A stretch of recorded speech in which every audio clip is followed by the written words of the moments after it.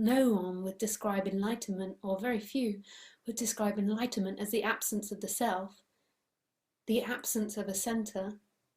They would say it's the absence of the center, but it's also behaving in a certain way. But it really isn't. The character can be whatever the character is. And that's the beauty of it. The character gets to be truly as it is.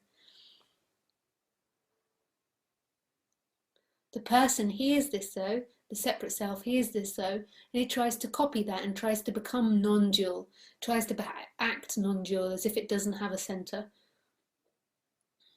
And it suffers because of that. It suffers because it tries not to have pleasures. It tries to sacrifice, which is just exactly the same as what the Christians do. You have to suffer in order to get closer to God. So it tries to suffer. It tries to sit and meditate for hours. It tries to hurt itself in order to get to this. Sit in I am, I am, I am, I am, I am, I am. Go to talks where it is bored to death. And there's nothing wrong with that, that's what's happening. But it's not in any of that. Enlightenment is. It is.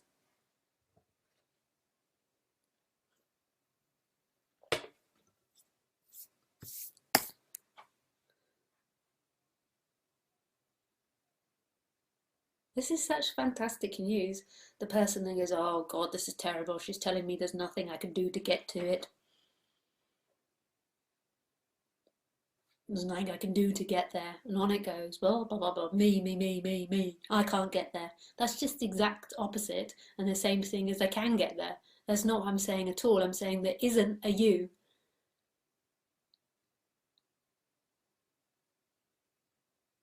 Yes, but she's saying I can't get there and I don't know what to do and I feel lost. And that's all on a different level. That's talking from a different perspective. Enlightenment is, and that's that coming back and waking up, and that happens by itself, like everything. You think you came to listen to this talk, you think that you brought yourself to non-duality, but actually non-duality appeared when it was ready to be heard, but not by the person. But then the person tries to be non-dual. And what bores those people are to be around. I'd rather be around a total identified person than somebody that's trying to pretend to be non-dual and holy and not be reactive and not show anger and not be jealous and not be naughty. Oh my God, I'd rather be around a Christian than that. Terrible. Who says in the middle of an argument, yes, but sweetie, I don't know why you're getting angry because nothing's happening. There is nobody. I don't know why you're getting angry. This is all there is. This is total identification with non-duality. This is the person taking it on as them, trying to be non-dual. Actually, the character becomes more the character.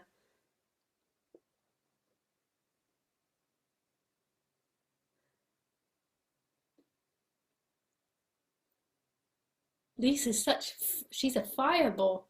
She's not some nice spiritual lady that when you're having a tantrum will take you into her breast and be like, boo-hoo, don't worry, sweetie. She's fire. And there's such love of that. If you knew how every part of everybody, everything is loved beyond any person's imagination. Every part of it, the sparky bits of Lisa, the grumpy bits of Lisa, the beautiful, sweet, soft bits of Lisa, and the other as well. The love is so immense. Yes, but Lisa, surely if you're enlightened, you wouldn't feel any emotions. Because that doesn't make sense. No, this doesn't make sense. But it's so brilliant.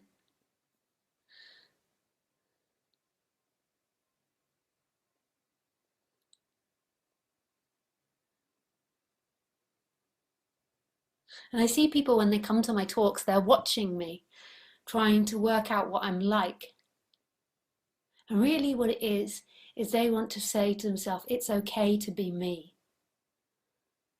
So in a way, I think that people, when they come to my talks, they want to see me fuck up.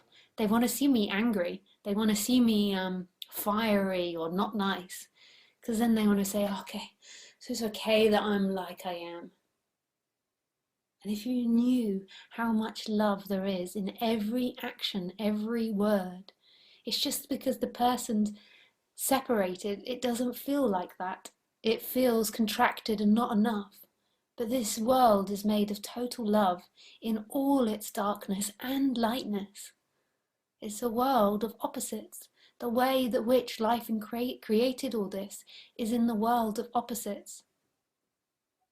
But the spiritual seeker wants to find only light. It's scared of the dark. It runs in circles trying to find only light. I love the darkness.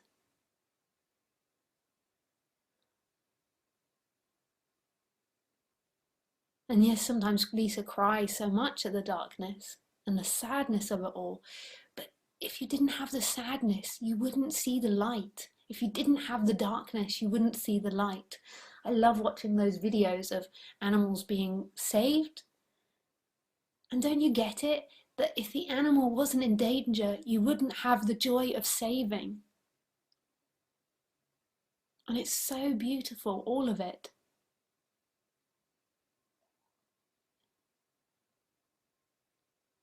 If you didn't have the playing, there wouldn't be the joy of the pleasure. But the separate self is always trying to look for freedom in that dualistic world, and it won't find it in the dualistic world. The world of opposites is based on opposites and to continuously change, and to be half and half. You won't ever be able to create a world with just lightness, with just peace. That's impossible. Impossible.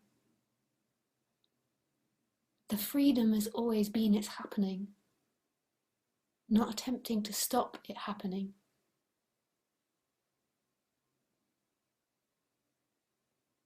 It's so beautiful, this subject. And so, Lisa, I'm so in love with it. It makes me want to cry often, the beauty of it all.